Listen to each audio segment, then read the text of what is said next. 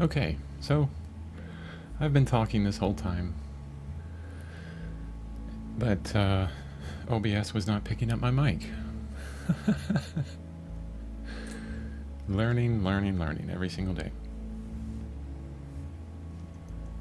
So basically, what I was saying, what I was doing, was looking at the relative value range of what I should use within the shadow shapes within these mountains, or this very distant mountain, because what I choose affects everything else around it.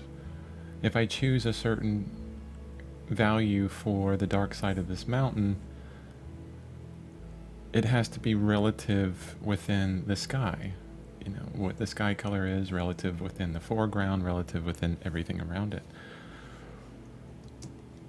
So kind of just working that out by sampling from this amazing painting by Albert Bierstadt, which is Lake Cern, Lake Cern maybe? I don't know. And then I just, after establishing that, I'm going back through and adding values, adding this shadow color, or shadow value, to everything in my painting.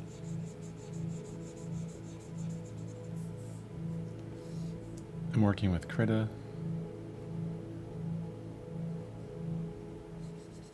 Looking at artists from ArtStation as influence and idea generation. Looking at traditional artists like Bierstadt. Looking at stock photo websites for, you know, what mountains actually look like, things like this.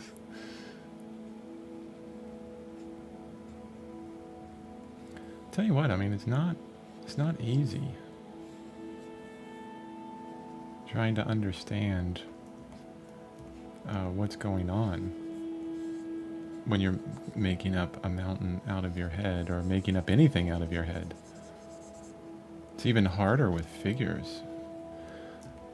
If you think, oh, I need to put this arm in a certain position because compositionally it looks really good that way. So I have to draw it out of my head, you know, figure it out. And that's where all of this imagery comes into play and is very helpful. Look at other artists, look at stock photo sites, look at anything to help you out.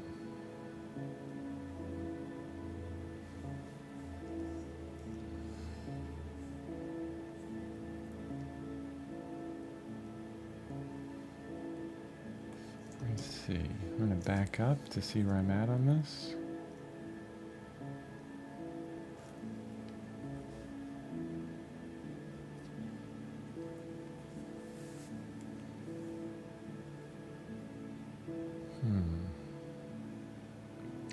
Making a plan here.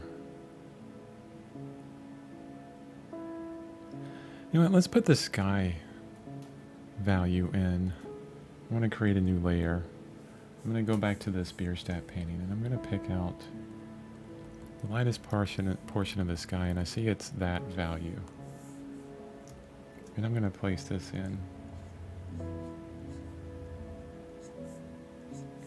I'm going to go right over the clouds right now, because this will be in the background. The clouds can be over top.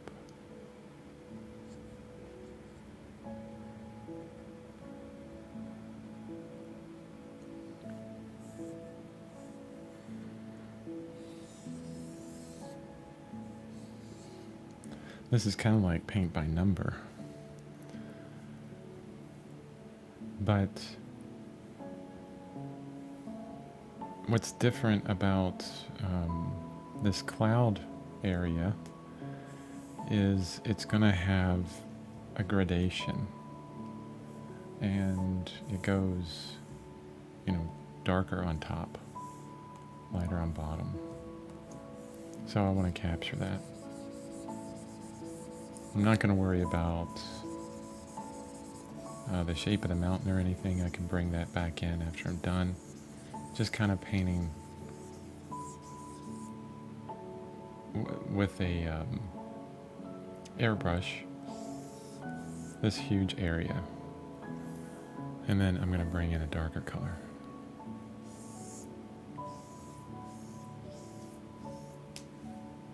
And then back to the lighter, kind of smooth it out a bit. Maybe go a tad lighter down here at the bottom.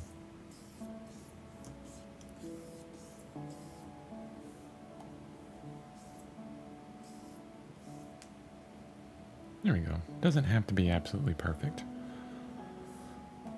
I can switch back to this harder brush.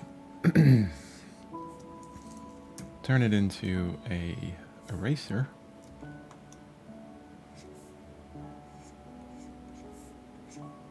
And pull out my mountain shape again.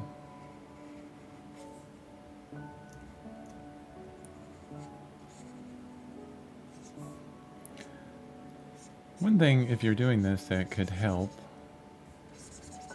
to speed up your workflow is to set up selection masks for all these areas.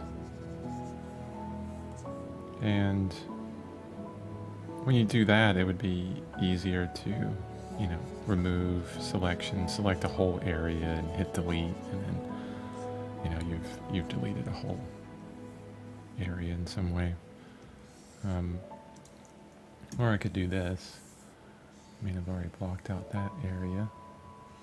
I mean, because I'm working with a layer underneath. So I could just create a very quick selection of my mountain.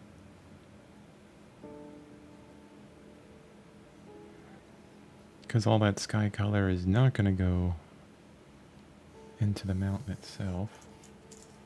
And just delete. And there we go. See what we're looking at there. That's nice. That is nice.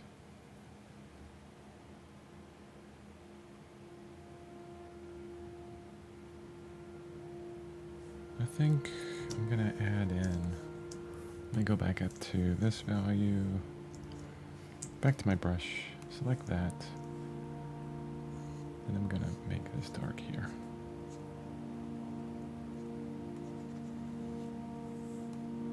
Yeah, really change the way that form looked. Yeah, I really like how I'm enjoying, you know, a laid back stream.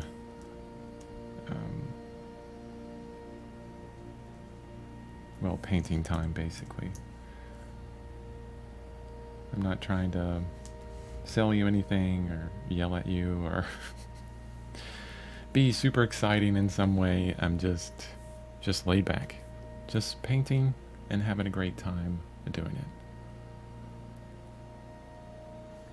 Now what I'm going to do is I selected a lighter value, and I'm going to continue in with this mountain, but I want to fade a lot of things.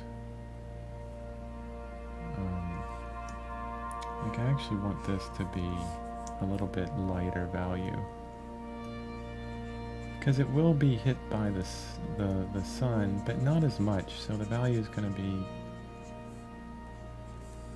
a little bit darker, or a little bit lighter than it was before. Same thing here.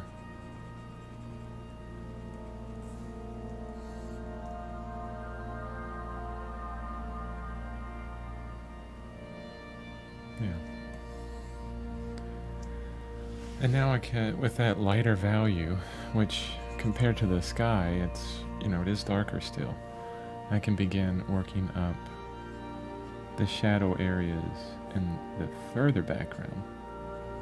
Because we're dealing with atmospheric perspective here. This is really far back in distance. So the shadows are going to be lighter. Everything's going to be lighter. Especially the shadows. They drop in and get lighter and bluer as you get further back in distance. I mean, this is the furthest mountain, like, ridge back there. So it's gonna get really close to the sky value. Everything wants to blend to the sky, basically.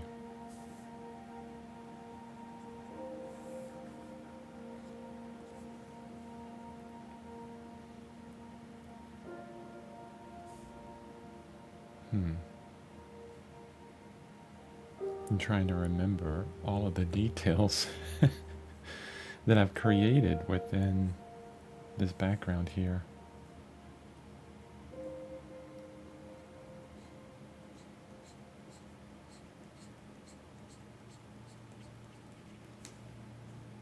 It would have been better, I think, if I would have, as I was doing this and identifying the form of each of these areas, if I would have indicated within the drawing some type of, some type of indicator saying that, hey, this is in shadow or that's in shadow.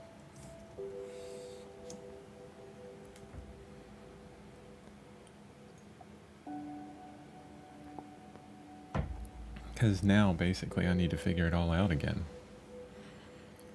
Which is not fun. Okay, but, you know, if I can learn that and not repeat that mistake,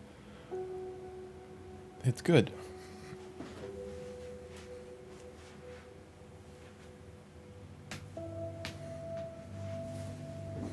Okay.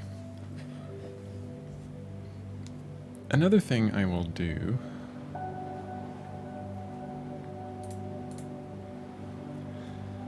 that I didn't think of right now. There's a lake here, and there's going to be a reflection in it. And the values within that lake are going to be very close to what's reflecting in it. So I'm going to do a mirror image of what's here. So that's going to be going like that.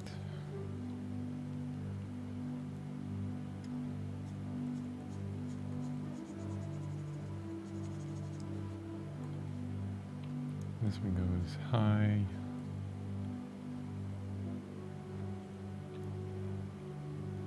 And I don't feel like this needs to be, you know, an exact mirror.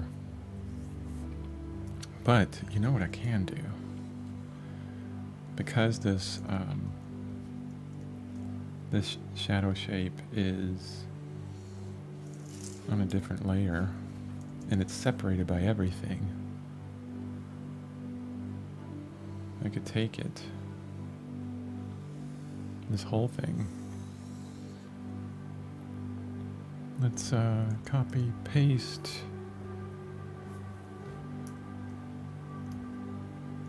And then I'm gonna do layer, transform, mirror vertically.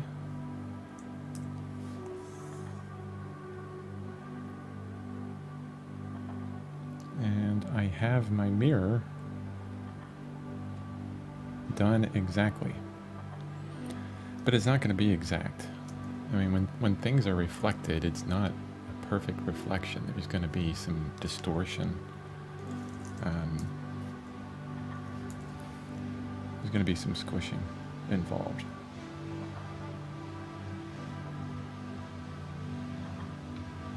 There's also going to be some blurring involved as well. It would be a bit lighter as well, but I'm not going to worry about that right now.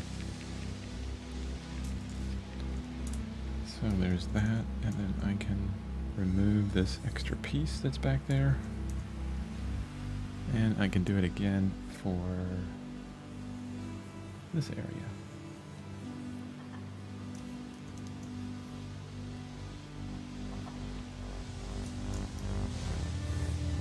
Layer, transform, mirror vertically. And I'm bringing these a little bit far away from the bank itself, because I want to really, like, the sun is hitting, somehow there in these areas, and it creates this really amazing white line that goes across. It's from one of the paintings from Albert Bierstadt that I was looking at. I really like that effect, so I'm gonna use it. So there will be some adjustments here to each of these little pieces.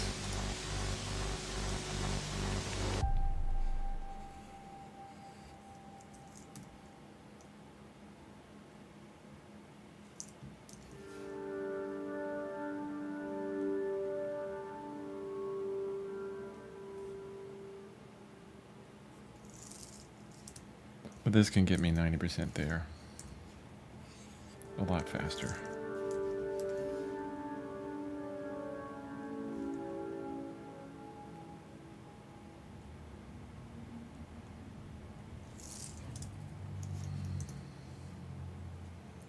Alright, that's good. And I'll take those 2 layers and I'll merge them. And then we'll get in here and we'll work out the specifics a bit more.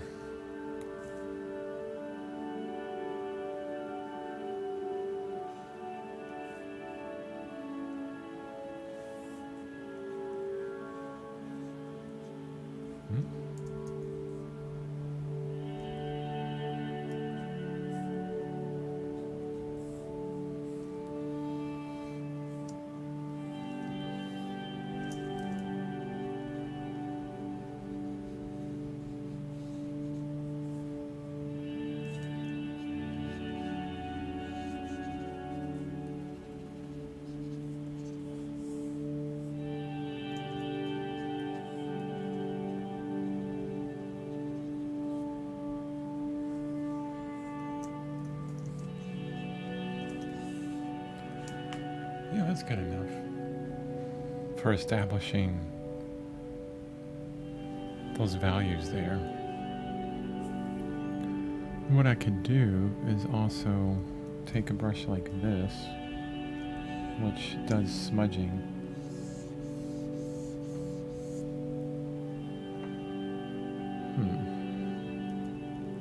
Let me try this one here. There's so many different smudging tools.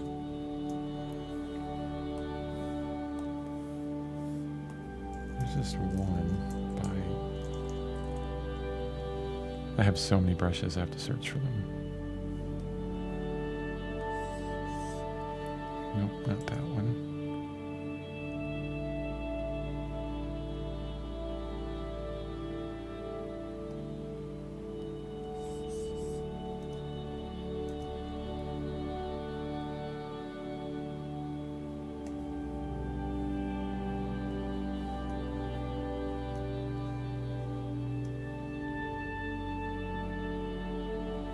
I think it's this one. This might be too much though.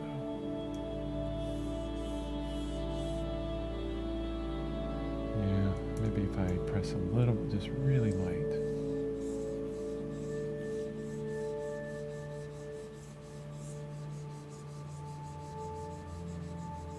Love the pressure sensitivity.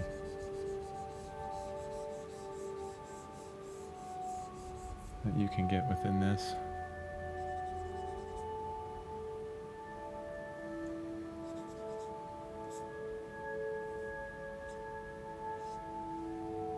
Yeah, that just fades it just enough. Smudges it just enough so it looks like, it's a different texture. Really separates it from the mountain and everything. Okay, besides working out all the, nooks and crannies and different forms within this mountain, I think mostly getting there, mostly finished with, establishing the value range. There's some specifics that I want to kind of work with within the mountain, but I'm not sure if I really want to do that during this stream. Because it'll be a lot of me not talking and just thinking. Going really slowly. But there's my sky. Oh, it's covering up my arrow.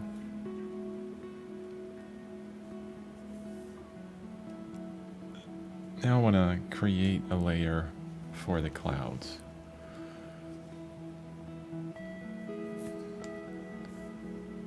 So let's see. This is the sky value. So right here, I want my clouds to be darker. And let's just block them in. I could use this awesome cloud brush.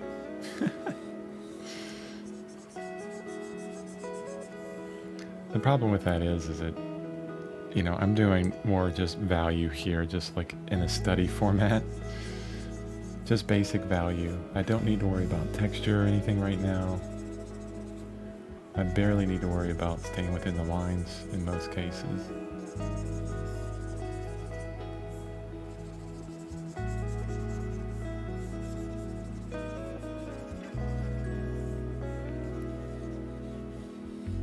And what's interesting is the color of my canvas.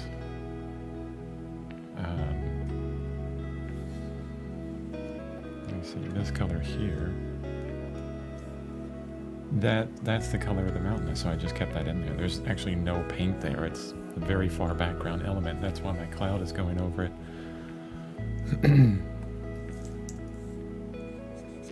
So that's really interesting. One thing I really like about, you know, old master paintings is a lot of times you look at them and you go, oh wow, there's the canvas showing through. This amazing painting. They're so good. They're, you know, that while they were painting, they're like, oh, well, that canvas color that, you know, is supposed to be covered up, it works just perfectly in this little part. So I'm just going to leave it. You know, they know so well. They knew so well. All that training.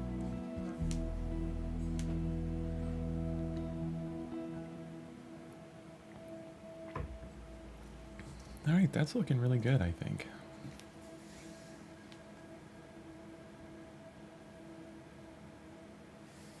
I think for the mountain, what I'm going to do is I'm going to take this lighter value and we're going to do a cloud shadow here. And that shadow is going to run over this bumpy area of the mountain, and it's going to cast kind of a band that's going across this way. And it's kind of fun because I can just, you know, like I'm an ant and I'm walking across everything here. Actually, I want to keep that dark, so it goes down this way and I could zoom way in. I always forget that because I'm like, oh wow, maybe you guys can't see this. For anyone that's watching this afterwards or watching it now. So it's kind of fun just acting like you're an ant and walking over the mountain that you created. That's one thing that I've realized, you know, not too long ago, that if there's anything that I am, it's a creator within everything that I do. I love creating stuff. Whether that's, you know, for my job, like web development kind of stuff, I enjoy creating something new. Or with any modality of art, drawing, painting, digital, oil, whatever it is, I enjoy the aspect of just creating, of creation, yeah.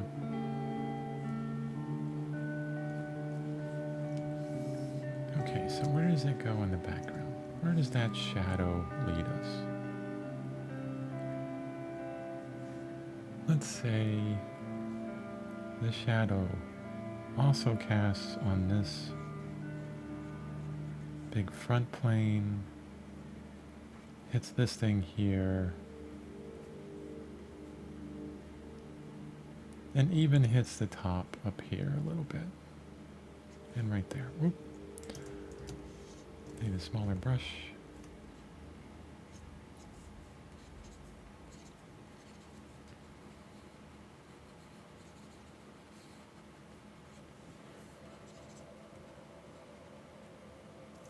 One phenomenon that you can observe in life, in real life, is how shadows form. All shadows do the same thing.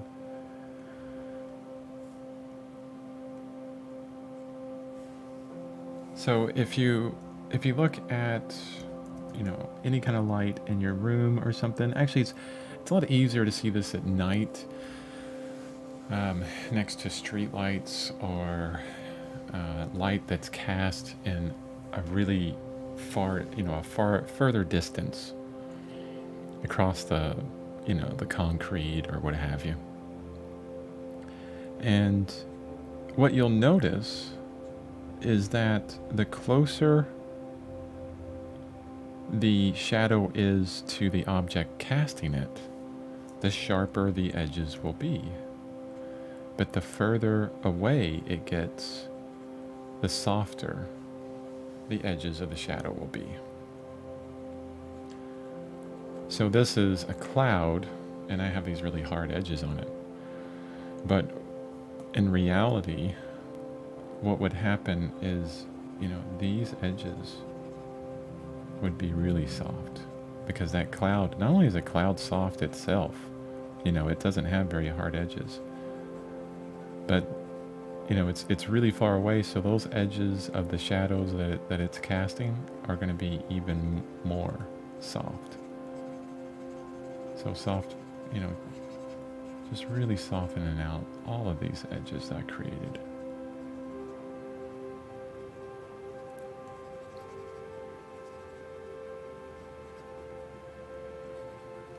This is where I see a lot of artists, they, you know, they have amazing work, but they're falling short on these kind of textural ideas within their work. You'll see a lot of just beautiful paintings, but, and actually Nathan Folks in his environmental design class points this out. You'll look at something and you're like, you know what? That's a really cool painting of a guy in armor, but his skin, or their skin, looks just the same as the armor itself. There's no textural difference. See, I know this is a cast shadow here, so I'm going to make it a little bit softer.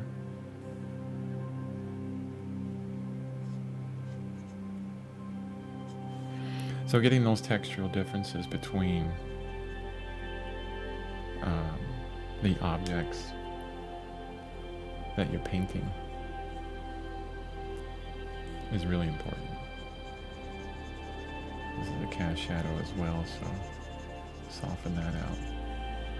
Alright, so I'm getting way too much into those specifics.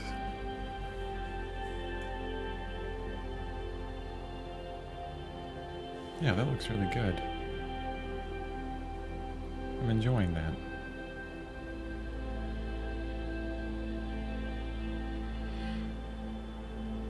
I think the addition that I'll add here is more shadow shapes back here. I'm not sure what's going on here. I have no idea.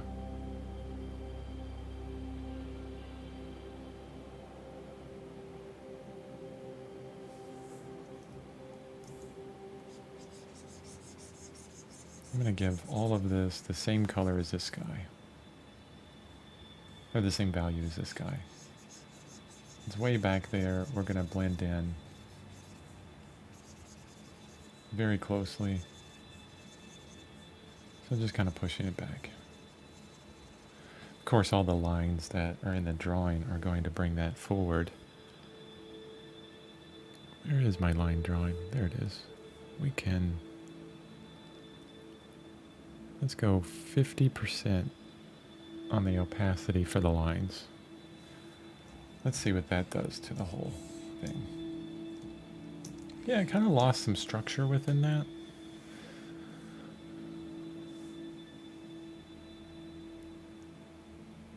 And I think there needs to be a bit more subtlety within a lot of these shadows as far as the values kind of broken up.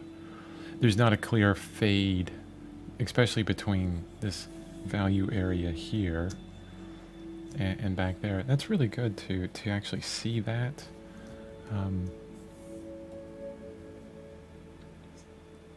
You know, to know that, oh wow, I removed the lines and it really brought out that aspect of the painting. Learned something there. I'm gonna have to try and remember that. So really kind of pushing these shadows back a little bit. Lightening them up so that they look like they're going further back than they are. Not doing all of them. Yeah, so we have somewhat of a gradual change between foreground shadows and background shadows. Definitely. That helps out a lot.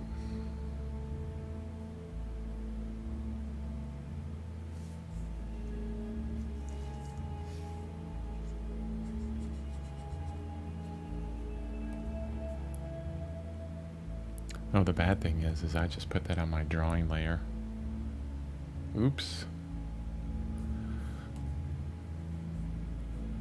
Oh well. I'm so far into it right now that I think it's fine to merge those eventually.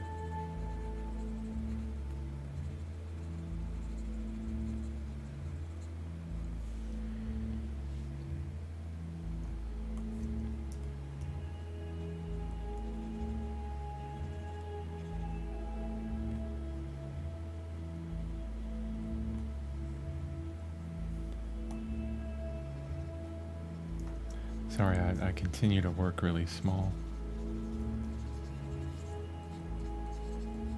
I like working that small because my brush will travel a lot farther with less hand movement. And at the same time I can see, you know, I can really back up. Or I'm already backed up and I can see what's going on, right? But it's not helpful on a stream.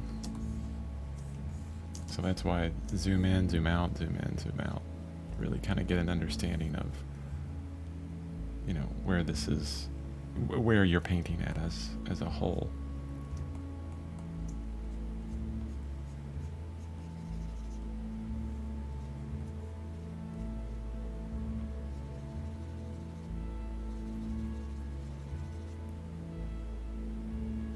Now I'm just having fun here.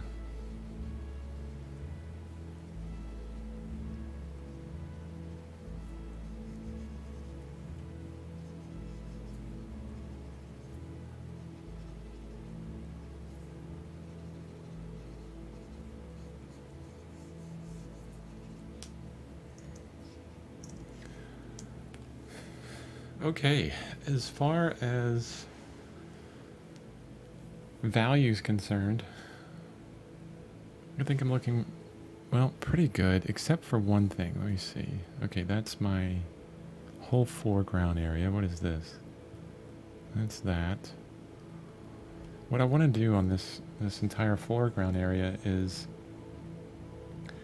I have this one shaft of light coming in here on the main character. But what I don't like is this area over here. It leads the viewer out of the painting. You see how there's more of a, if I keep that blocked in, let me hit that little speed. Well, actually, let's do that this way. If I block all that in, it's more of a spotlight right here. That it gets lost a bit. So what I'm going to do is I'm going to fill that in, but not with this value, with a, and I'm going to create a new layer. I'm going to do it underneath this with a lighter value. And create this kind of fade that's going on. And maybe I will go a little bit dark in this area.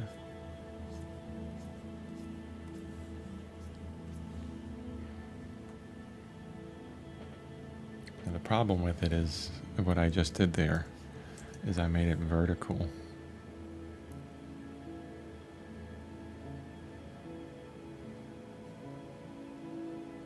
I thought I can shear this. Isn't there ability? There it is. Okay. I made those lines vertical, and it really destroyed the idea that, you know, the plane that's here. It's a flatter plane, so it needs different strokes to it. If I go vertical with these strokes, it's going to look like a vertical plane. If I go really horizontal with this, and this brush is not working well for that. You know, I'm really painting in this idea of what the plane, the angle of the plane. So I'm reinforcing that idea of angle.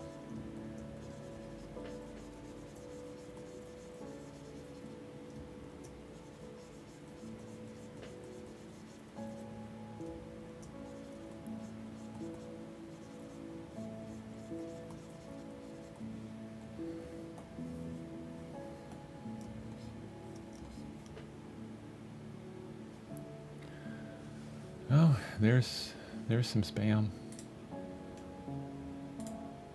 Thanks for spamming on my channel. I appreciate that you're trying to do something there.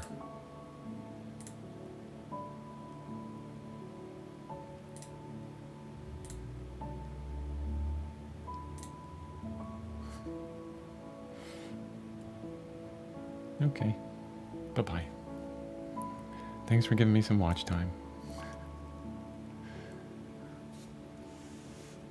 Hey, there's Thinker88. 888.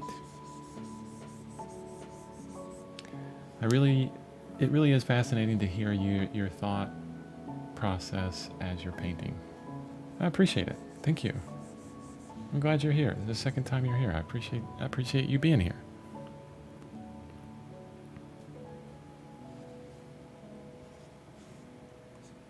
Ooh, I don't want to do that.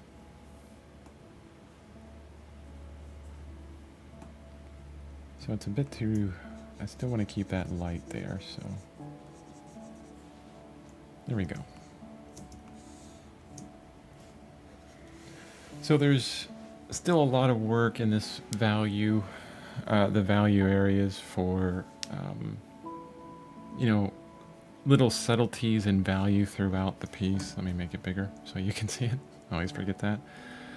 There's a lot of subtlety that's going to happen within all of these values, right? That you will see all over the place. But right now is not the time for it.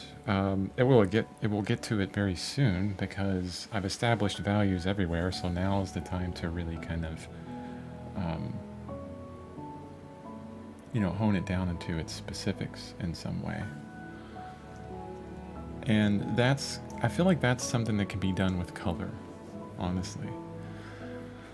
But, you know, if I zoom way out on this, okay, I'm very happy with, you know, what I'm seeing. I'm very happy with what the composition looks like, basically, and how the value structure works throughout. And then the next fun part of this is going to be adding color.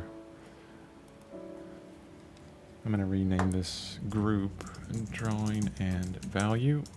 And then I'm going to insert a new area. This is going to be color. And, you know, I'm not going to lie to you on this. Color digitally is not my strong suit. I am not good at color digitally at all. So it's always a learning aspect. And I work this up very similar to a traditional, how you would learn traditionally, which is you work your drawing, you do your drawing first, you work your value next, and then you introduce color into it. So the technique that I'll probably use is going to be kind of like the old masters would use. They would paint in this whole grisaille, it's called, which is everything's in gray. And then you go back over the whole thing with multiple layers of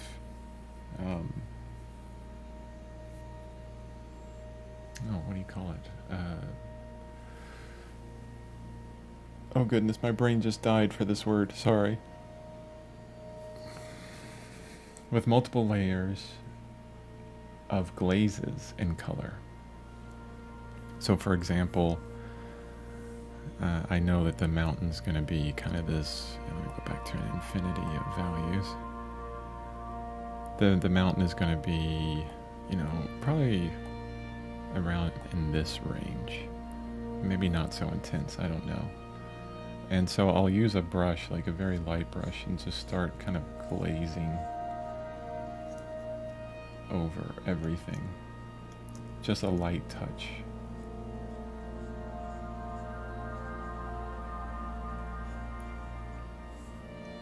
And what I can probably do is really tone down a lot of the grisaille in the background. No, I'll keep it the way it is because I'll have to eventually cover it up, right?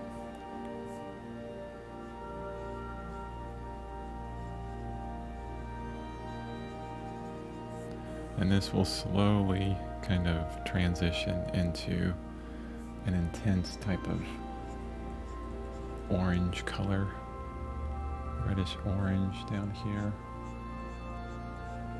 is what I'm looking for.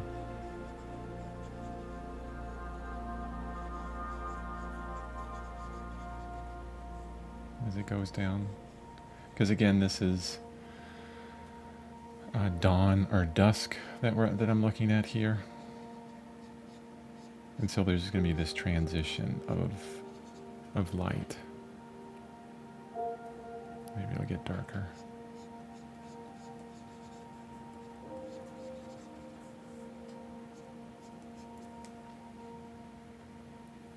Oh yeah, this is going to take a while. I'm going to be working on this for a while, but I will definitely learn a lot. And I think probably one of the things I will do is, let me back this up. I love the coloration of this mountain here from Bierstadt. So what I can do is just copy that, and let's throw it here.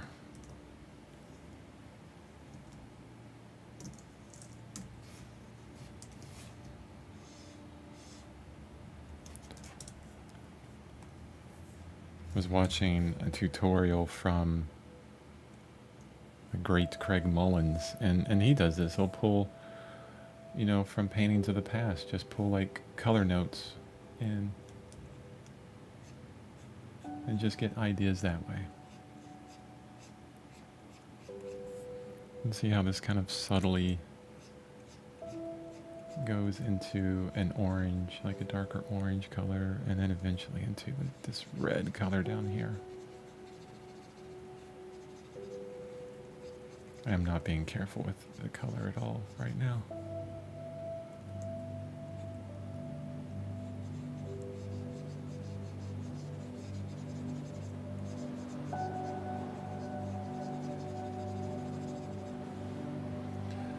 Yeah, so that's probably how I'll work it up.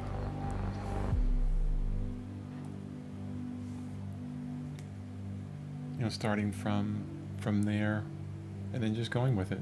Yeah. Okay, I think that's it for today, for the stream today. Thanks for joining me, and this will be up on my YouTube channel, so you can watch it later, play it in the background. Most of the beginning of it, I was talking, but my mic wasn't picking up, so sorry about that. But I'm gonna save this right now and continue on it tomorrow. You know, get it just a little bit further each and every day. Get better every day. Thank you, everyone, and have a wonderful week.